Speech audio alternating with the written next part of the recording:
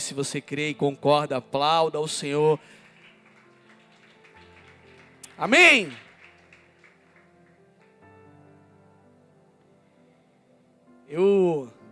Esses dias, acho que umas 2 semanas talvez, eu estava indo para um determinado lugar e eu passei e vi uma igreja. E na parede assim, né, a igreja, esqueci agora a palavra. Lá na igreja tinha assim, uma igreja que ora.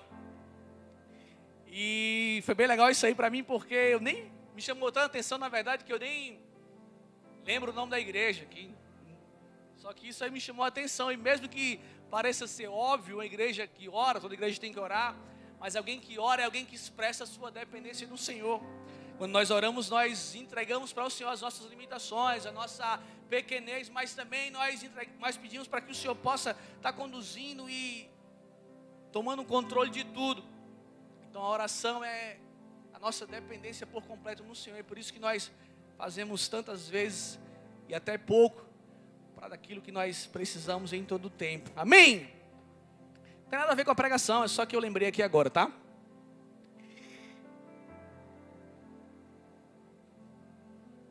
O tema dessa mensagem, você pode visualizar aí nos monitores, o chamado. E quando nós falamos sobre o chamado, isso está intimamente ligado à vontade do Senhor para as nossas vidas. Aquilo que o próprio Deus tem estabelecido para cada um de nós. Talvez tenha virado um jargão dentro da própria igreja, apesar de que, particularmente, eu não tenho ouvido tanto isso nesses dias, mas um tempo atrás, muitas pessoas chegavam assim, ó, Deus tem um plano para a sua vida. Só nem te conhecia, mas falava, Deus tem um plano para a sua vida. Deus tem um chamado para a sua vida. Eu me lembro uma vez que eu estava indo para casa e eu ia caminhando assim e passou uma mulher por mim. E eu vindo de cabeça baixa, ela passou por mim e falou assim, Deus tem um chamado na tua vida, e ela passou. E eu me arrepiei todinho, não faço a mínima ideia como é que era aquela mulher, eu não sei. Mas me arrepiei, eu falei, caramba, como isso... Porque essa é uma verdade de Deus para as nossas vidas. E com isso eu não estou dizendo que você vai ser assim, você vai ser assado, eu não sei aquilo que Deus tem para você. Mas a verdade é que Deus tem comissionado os seus servos. E você se encaixa dentro dessa realidade. Deus conta com os seus servos, Deus conta com você. Deus conta com todos nós para que eu e você, para que a igreja ela continue a crescer, para que as coisas continuem a acontecer. Eu não estou falando que só vai acontecer se eu e você nos posicionar, não é isso que eu estou falando. Deus ele está no controle de todas as coisas e Ele vai realizar aquilo que Ele prometeu. Amém? Mas Ele conta com todos nós para continuarmos a boa obra que Ele já começou. E isso é tão interessante porque quando alguém fala assim, Deus conta com a sua vida, ou Deus vai usar você em um determinado lugar, o que de antemão, ou que logo chama a atenção é que talvez você vai ser um pregador da palavra. Talvez você vai tocar uma canção, você vai ser um ministro de louvor. Porque é um chamado específico, é algo vocacionado por Deus. Mas o trabalho é muito mais do que apenas trazer uma palavra com a sua importância. Trabalhar no reino é aquilo que Deus espera de mim e de você. Poder chegar talvez um pouco mais cedo, como tem ministérios, para quem não sabe, que chegam mais cedo e começam a organizar a casa. Para que a gente possa sentar, estar num lugar agradável. Esses ministérios, como eu falei inicial, pregação, líder de célula, ministro de louvor. São ministérios que têm muita visibilidade e todo mundo vai estar te vendo. Mas isso também lugares que você está lá que as pessoas elas não te veem.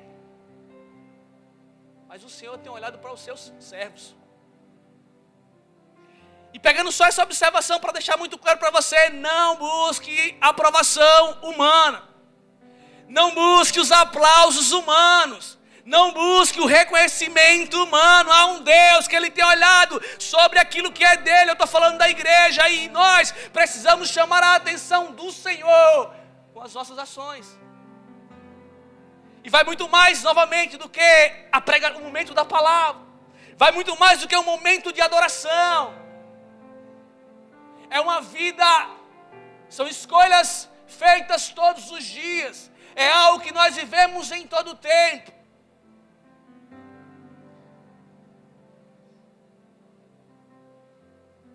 Mas deixa eu botar aqui, o que Deus espera de nós é que nós possamos de fato ser igreja. E ser igreja vai falar justamente de você ter comunhão e fala também de serviço. Comunhão com Deus, comunhão com os irmãos, servir na casa do Senhor. O salmista ele fala assim no Salmos de número 100, verso 2: servi ao Senhor com alegria e apresentai-vos a Ele com cântico. O salmista nos chamando para servir ao Senhor com alegria. Então quando eu sirvo na casa do Senhor, eu estou servindo ao Senhor. Por isso que eu falei, não espere a aprovação dos homens, mas se preocupe em fazer com excelência e amor, sabendo que Deus tem olhado para você. Então o salmista ele vai nos ensinar a servir ao Senhor. E não de qualquer forma, mas com alegria. Como quem entende o motivo pelo qual deve fazê-lo. Trazendo para a nossa igreja aqui, Bola de Neve, João Pessoa. Deus é tão bom conosco que Ele nos dá a possibilidade de servir no reino. Eu sempre falo que ministério é justamente isso, é Deus nos dando a possibilidade, mesmo sem merecermos, de participar da obra de uma forma prática. Poder organizar, poder ajeitar. Poder ser alguém que ama de fato o serviço. E o salmista está nos chamando justamente a isso, a entregar algo ao Senhor, porque o nosso serviço é uma entrega ao Senhor. Amém? O salmista também nos ensina e nos chama a apresentar ao Senhor com cântico. A nos apresentar ao Senhor com cântico.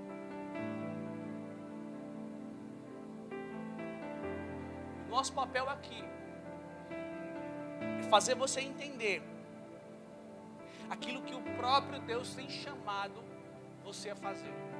Ou melhor, aquilo que o próprio Deus tem nos chamado a fazer. Agora, por que eu estou falando sobre serviço? Porque eu estou falando sobre servir. No tempo de reconstrução, no tempo de construir novamente, reformular, transicionar. O que Deus espera, na verdade Deus conta para essa hora com os trabalhadores. Então Deus conta com você, Deus conta com todos nós. Só para que você entenda o que eu estou falando, a palavra servir, usada no Salmos de número 100, verso 2, no original vai falar sobre trabalhar, servir com trabalhos, tornar-se servos. E para a grande maioria, tudo aqui que eu estou falando, ou talvez para todos aqui, não é segredo algum. Até porque a grande maioria traz algo aqui para o Senhor através do seu serviço. Agora, se não é novidade para todos, ou pelo menos para a grande maioria, porque muitas pessoas no meio do caminho elas param, porque pessoas no meio do caminho elas olham para trás, porque pessoas sabendo de tudo isso, no meio da jornada elas olham para trás, elas cansam, elas se entristecem, elas deixam de apresentar algo para Deus, porque pessoas agora, depois de passar um tempo, agora a minha preocupação é em saber se X fez, se Y fez, se as pessoas estão me olhando, se eu não estou recebendo reconhecimento humano. Se tudo isso que eu estou falando é verdade, você entende isso, porque pessoas param no meio do caminho. O que leva alguém, depois de ter conhecido a Deus, ter acessado um ambiente de glória, de entender seu papel no reino, ainda assim olhar para trás. Talvez algumas pessoas elas começam falando sobre o cansaço. E eu não quero aqui de nenhuma forma diminuir talvez essa condição, se ela é a sua. Mas eu quero trazer uma palavra em cima disso, sabe por quê? Isaías 40, no verso 30 ao 31, fala assim: até os jovens se cansam e ficam exaustos, e os moços tropeçam e caem, mas aqueles que esperam no Senhor renovam suas forças, voam bem alto como águias, correm e não ficam exaustos, andam e não se cansam. Então eu não quero falar que o seu cansaço talvez não seja real, mas eu quero falar que há um Deus que traz um renovo, que agora você pode correr sem cansar, você caminha sem se fatigar, e Deus ainda vai te dar asas para que você possa voar cada vez mais, porque esse é o chamado do Senhor para mim e para você. Cada um aqui tem características específicas. Eu lembro uma vez que a gente estava orando pelo almoço. Estava eu, Rião, meu filho mais velho. Estava Caleb também, que é meu sobrinho. Tinha mais alguém, eu lá orando. Só que eu esqueci que era só pelo almoço. Então eu comecei a orar. E daqui a pouco alguém falou amém. E o outro amém, amém. E eu, ai mesmo, é só o almoço, calma. Por que eu estou falando isso? Porque às vezes você vai orar por algo, e você começa a orar ali porque o seu chamado é um chamado específico, e Deus vai te capacitar com dons para que você possa sempre entregar o melhor. Talvez o seu é servir mesmo, você é alguém que serve com excelência, vai ser o serviço braçal e está tudo bem. O que nós precisamos entender é que Deus tem um chamado específico para cada um de nós. Amém? Também para trazer uma tradução sobre, no original, a palavra que traduz os que esperam no Senhor, fala assim: aguardar ansiosamente por. Ele está falando aqui, eu e você precisamos, que nós precisamos aguardar sempre no Senhor, com expectativas em Deus, sabendo que aquilo que eu estou fazendo é para Deus, sabendo que Deus ele tem olhado tudo aquilo que eu tenho feito. Deus tem olhado se de repente você tem cansado, o seu cansaço. Deus tem olhado as suas limitações, Deus tem olhado a sua tristeza, mas você precisa continuar esperando no Senhor.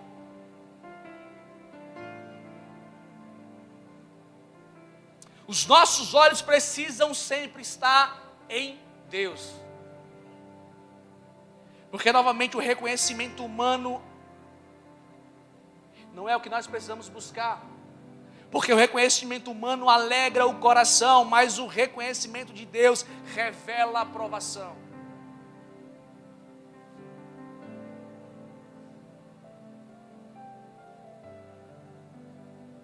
Se talvez alguém, e muito acontece até não aqui, não necessariamente aqui na cidade também, mas muito acontece aí afora.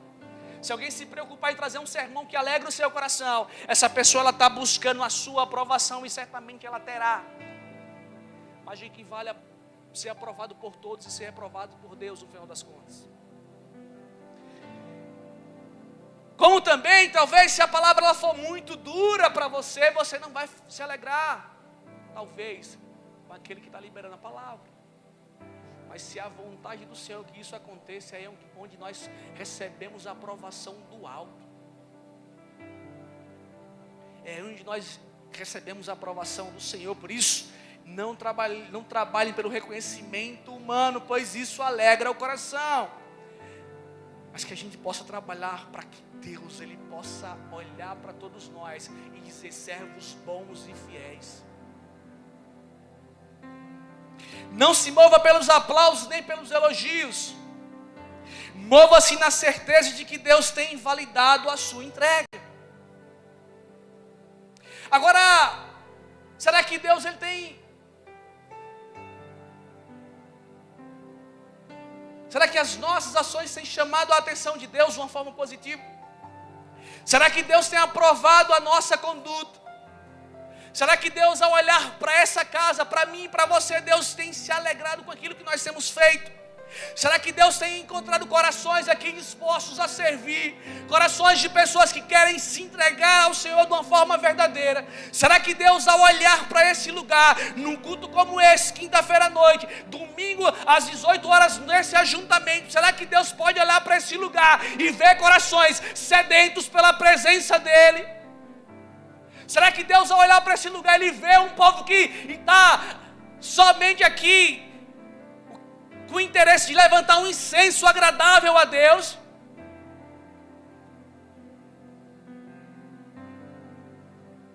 Porque isso precisa ser algo que fale conosco. A Bíblia vai falar aqui no livro de Jó, capítulo 2, verso 3, vai falar que Deus fala assim: tem visto o meu servo Jó? Para Satanás. Observaste o meu servo Jó? Porque não há na terra semelhante a ele, homem íntegro e reto, temente a Deus e que se desvia do mal, e que ainda retém a sua sinceridade, havendo-me tu incitado contra ele para o consumir sem causa. Então Deus achou nesse homem algumas características que precisam ser a nossa essência, como integridade, retidão, temor ao Senhor e se desviar do mal. Agora deixa eu fazer uma observação aqui para você. Essa na verdade é a segunda vez que o próprio Deus faz esse comentário. E no capítulo 2, Jó já começou a ter as suas perdas pessoais. Porque nesse exato momento ele já tinha sofrido várias questões liberadas por Deus.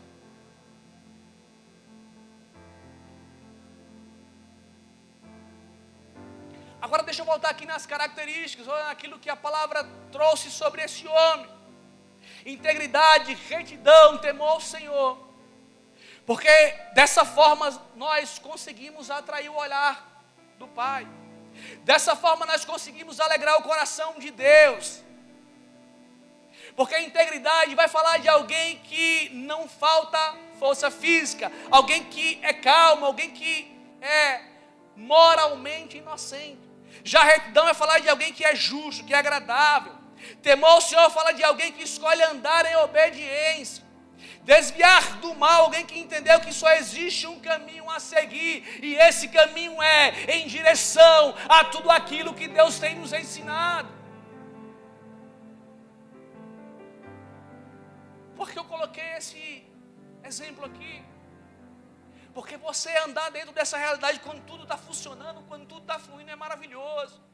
Imagina você hoje recebeu o seu aumento tão desejado, você recebeu a notícia mais esperada talvez do ano, então você vem com alegria para a casa do Senhor, você sabe que Deus é fiel, porque Ele está fazendo aquilo que eu quero. Mas será que essa é a mesma motivação quando as coisas elas não estão saindo do jeito que nós gostaríamos que assim acontecesse? Será que é a mesma disposição de estar na casa do Senhor quando tudo não está acontecendo, mas ainda assim eu estou aqui para servir ao Senhor, para entregar algo para Ele, porque eu sei que a minha aprovação vem do alto? Será que é isso que nós temos feito? Será que é isso que tem motivado o nosso coração? Novamente, quando Deus olha para esse lugar, será que Ele encontra corações de homens e mulheres dispostos a entregar verdadeiramente a Deus?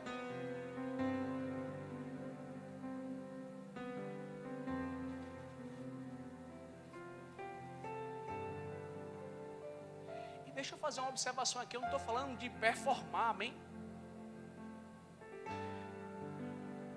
Porque algumas situações, fisicamente falando, elas chamam mais a atenção.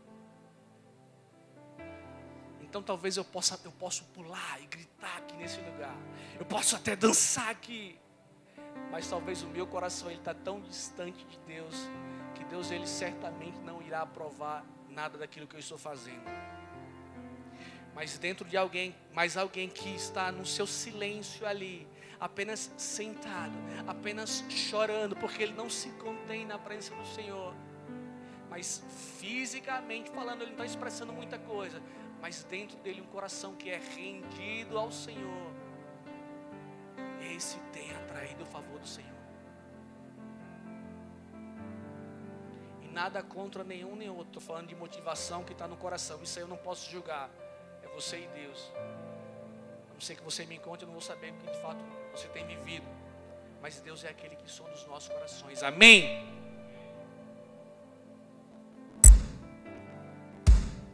Agora, novamente, por que tudo isso? Por que essa colocação aqui? Porque não são as circunstâncias que mudam. Não são as circunstâncias que vai moldar o nosso caráter, ou pelo menos não deve ser. Nós somos moldados pelo Espírito Santo de Deus, que nos transforma todos os dias, até que sejamos encontrados no molde da perfeição. Efésios capítulo 4:13 diz assim: até que todos cheguemos à unidade da fé e do pleno conhecimento do Filho de Deus, a perfeita varonilidade, à medida da estatura da plenitude de Cristo.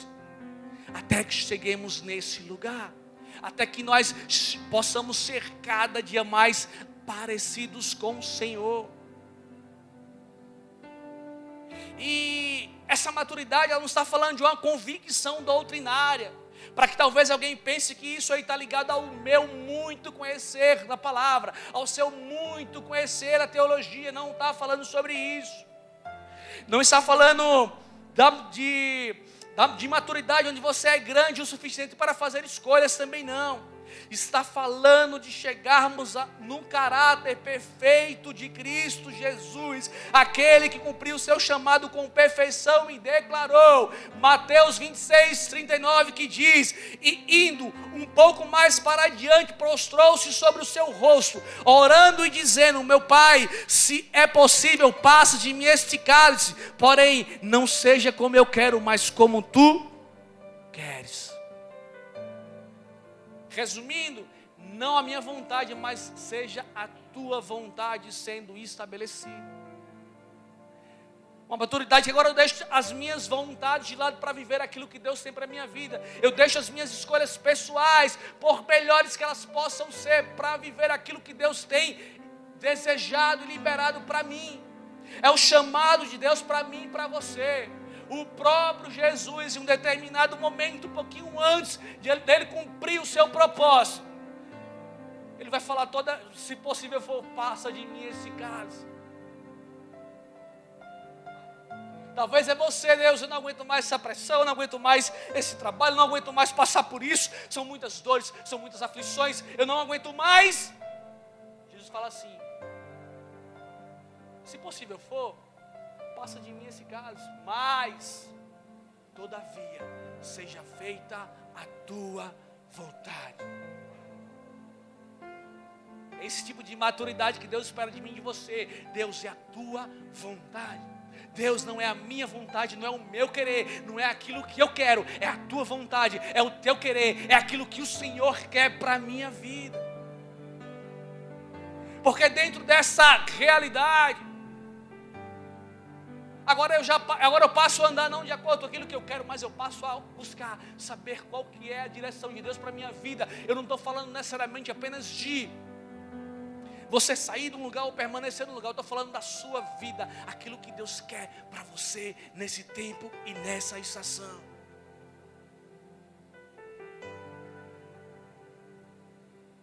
A última vez que eu tive a oportunidade de estar aqui, eu falei que algumas pessoas elas iam começar a sentir vontades que em outro momento ela não teve, ou talvez nunca tiveram antes. E também usei a palavra do Senhor que diz assim: Deus é quem efetua o querer, coloca em você o querer para que depois Ele realize segundo a sua boa vontade. Só que para que isso aconteça, também é necessário que eu e você nós estejamos dispostos a dizer: todavia, seja feita a tua vontade. Agora, deixa eu perguntar: será que nós estamos prontos para essa verdade? Será que eu e você nós estamos prontos para poder liberar isso, não da boca para fora, mas com o coração entregue ao Senhor? Deus, seja feita a tua vontade. Seja feita a tua vontade. Somente quem é de fato servo, pode declarar isso não da boca para fora, mas como alguém que tem total confiança em Deus. Só aqueles que de fato tiveram encontro com a presença de Deus pode declarar essa realidade. Alguém que sabe que Deus já preparou todas as coisas. Já está tudo preparado. Já está tudo pronto. Eu não estou falando que você passa a viver tudo agora, mas eu falo que já está tudo pronto, para que no tempo certo do Senhor, para que na janela certa do Senhor você possa viver aquilo que Ele mesmo já preparou desde sempre para você. Porque esse é o chamado do Senhor para todos nós. Enquanto eu tinha um tempo ali pensando em Deus, orando em Deus, ministrando no meu coração, eu pude lembrar de algo que alguém escreveu um dia e falou assim: eu não vou parar, a estrada é muito longa, eu vou continuar. Mesmo em meio às lutas, eu não estou só, te sinto aqui. E vai falando, quando o vento sopra contra mim e os gigantes tentam me abater, eu me lembro, grande eu sou, me enviou, eu tenho um chamado. É uma canção se você é mais antigo. Quem conhece? Essa hora é ruim, né? Mas tem o YouTube, a gente viu no YouTube.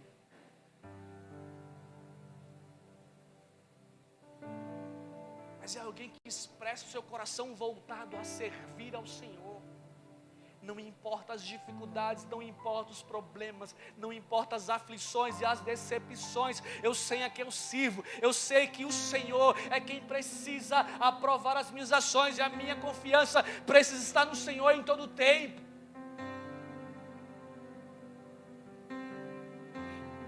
No capítulo 31 do livro de Êxodo, vai falar sobre a lei, as leis para os escravos.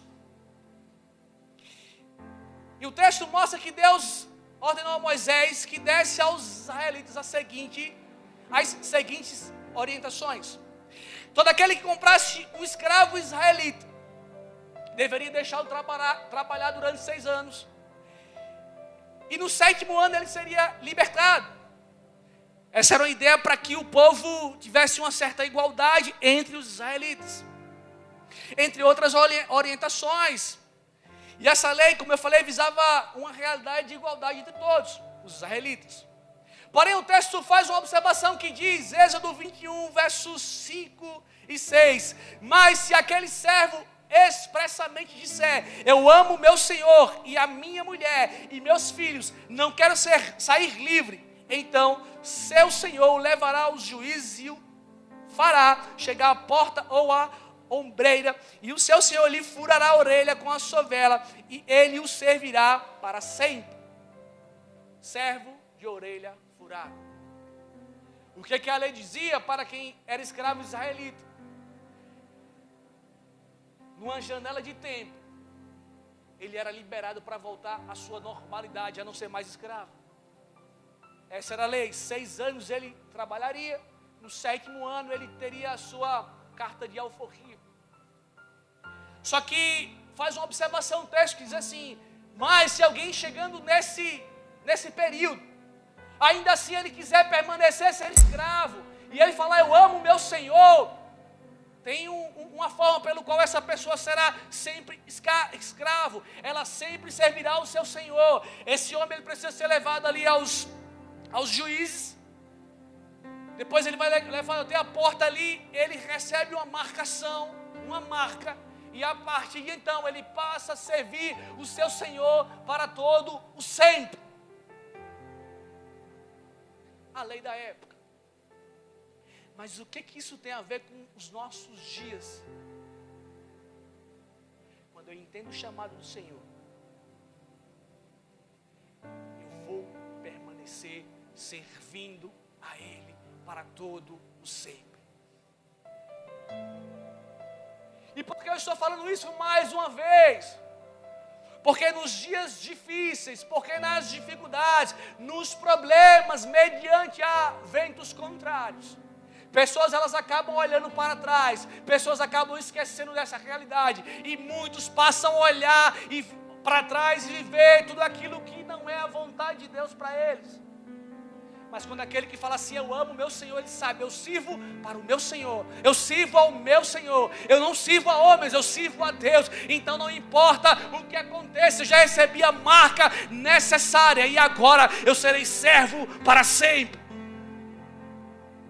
Não servo por uma janela, não servo por um período de tempo, mas servo para sempre. Eu sei o meu chamado.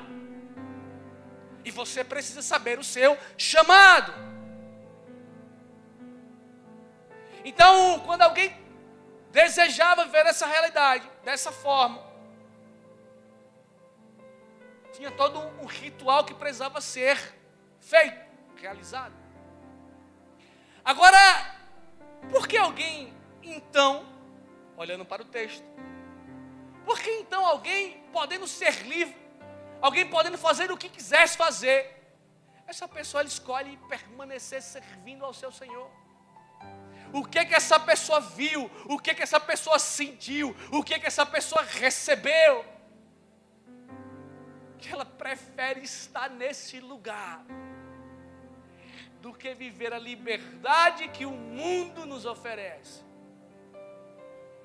O que faz de mim e você permanecer desejando viver, servindo a Deus, não importa o que aconteça.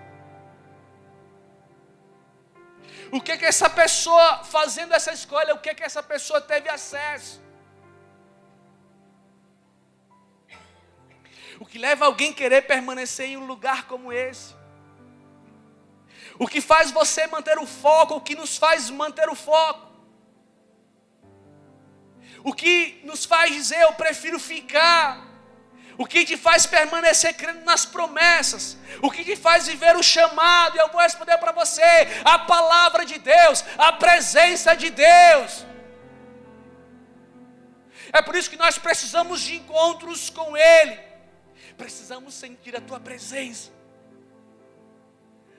O profeta Isaías, depois de ouvir uma pergunta, ele responde. Depois disso, ouvi a voz do Senhor que dizia: a quem enviarei? A quem há de ir por nós? Então disse eu: eis-me aqui, envia-me a mim. O que ele viu para poder trazer essa resposta de uma forma muito clara e rápida? Ele falou: eis-me aqui, eu estou pronto, conta comigo, pode me enviar. O que ele viu? Traduzindo para o original, a palavra envia-me diz direcionar. Qual que é a próxima direção do Senhor para as nossas vidas? E tem tantos e tantos outros exemplos. Paulo no caminho para Damasco, após o encontro com Deus, teve sua vida transformada. Em outro momento ele declara: eu considero tudo como perda para ganhar a Cristo. Filipenses 3, 8, 9 diz: mas o que para mim era lucro, isto considerei perda por causa de Cristo. Sim, deveras considero tudo como perda por causa da sublimidade do conhecimento de Cristo Jesus, meu Senhor, por amor do qual perdi todas as coisas e as considero como refúgio para ganhar a Cristo. Sabe o que ele está fazendo? Ele está deixando tudo para trás para ganhar a Cristo. Ele está deixando os seus títulos, seu conhecimento, suas funções para ganhar a Cristo. E porque esses homens tiveram essa mesma ou ações parecidas, largando tudo para seguir ao Senhor? Eu vou responder para você também. Quando achamos o que de fato tem valor, nada mais importa. Quando você tem acesso àquilo que de fato é valoroso, aquilo que de fato tem valor, nada mais importa. Por isso que, lido aqui, na hora dos dízimos, a mulher ela derramou o seu perfume ali, caro, algo que de muito tempo trabalhado ali, tinha muito valor, ela não se importou, porque ela de fato achou aquilo que era valoroso para ela, aquilo que tinha valor, aquilo que de fato era importante. Então, nada mais que é material agora importa, por isso que ela tem esse ato. João 12:3 fala assim: então Maria, tomando uma libra de unguento de nardo puro, de muito preço, ungiu os pés de Jesus e enxugou-lhe os pés com os seus cabelos, e encheu-se a casa do cheiro do unguento.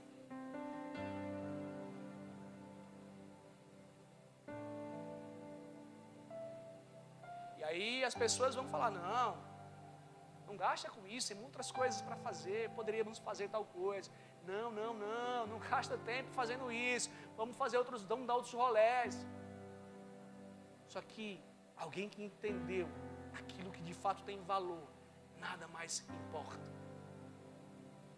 Talvez você solteiro, que tem as amizades ainda do mundo, no domingo os caras estão dando um rolê e você está na igreja, trabalhando. E a galera começa a te chamar: vamos para tal lugar, vamos para a praia, vamos surfar e vamos fazer isso. Se o lugar for sadio e for coisa boa, não tem problema você ir. Mas às vezes é um convite que quer roubar o propósito que Deus tem para a sua vida, e você precisa estar atento a isso.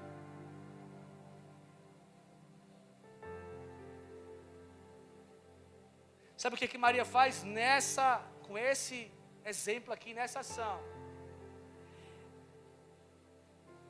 Ela fez o papel de um escravo. Ela entendeu algo, ela sentiu algo.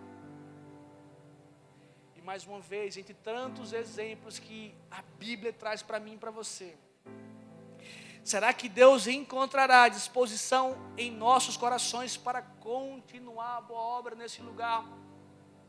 Será que Deus encontrará um povo que se desvia do mal, não se deixa levar por aquilo que é circunstancial?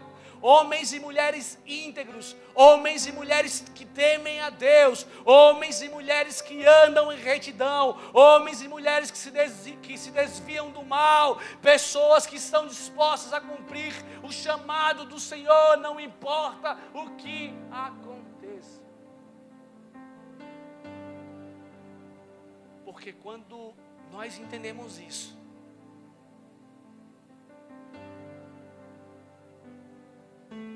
os nossos olhos estarão sempre no Senhor.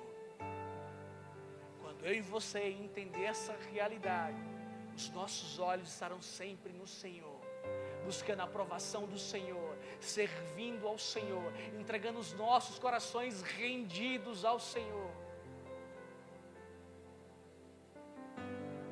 Mas alguém pode falar assim: tá bom, entendi, é isso que eu quero, mas eu não consigo. Eu tenho me esforçado, eu tenho tentado, eu tenho.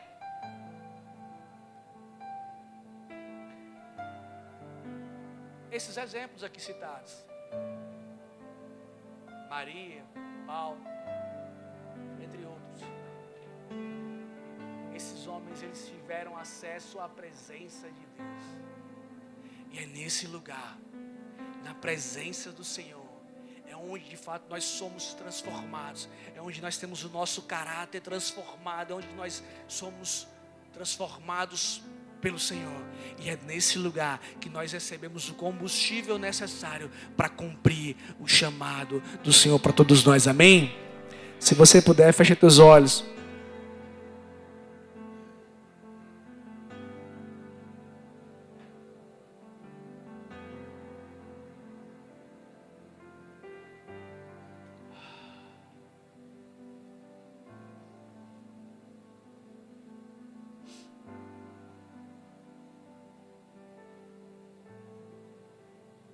E a pergunta é: será que Deus pode encontrar aí disposição no seu coração?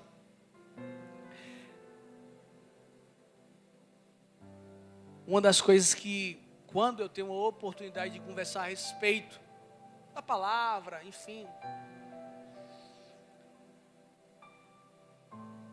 eu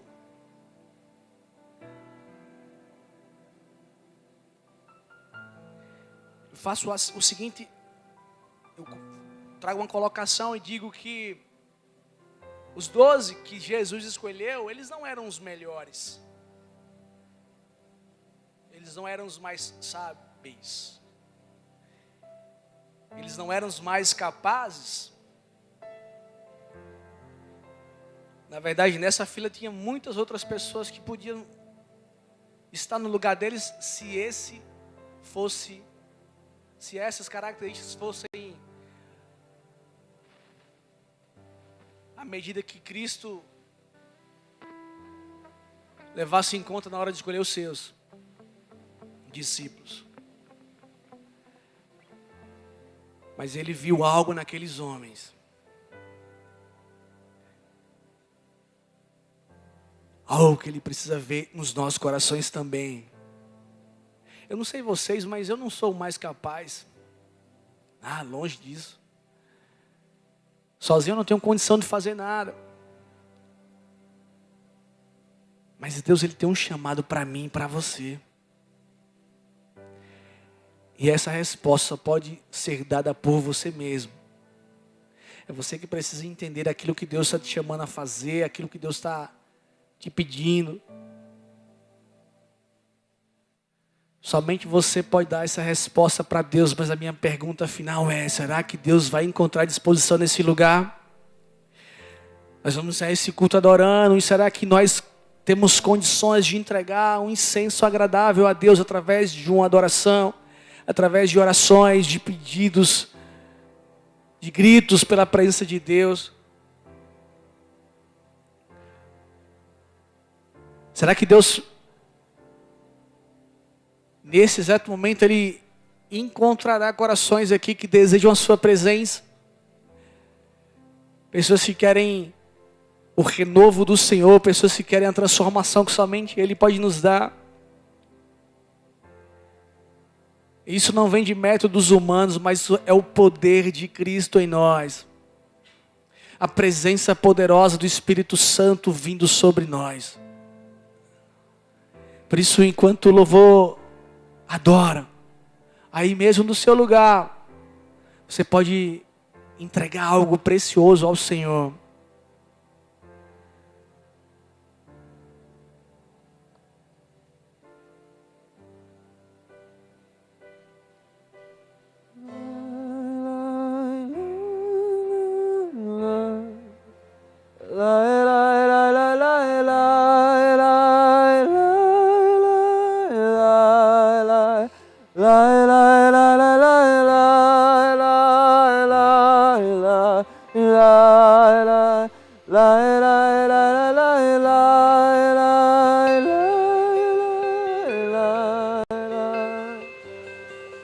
Não sei o que vir em mim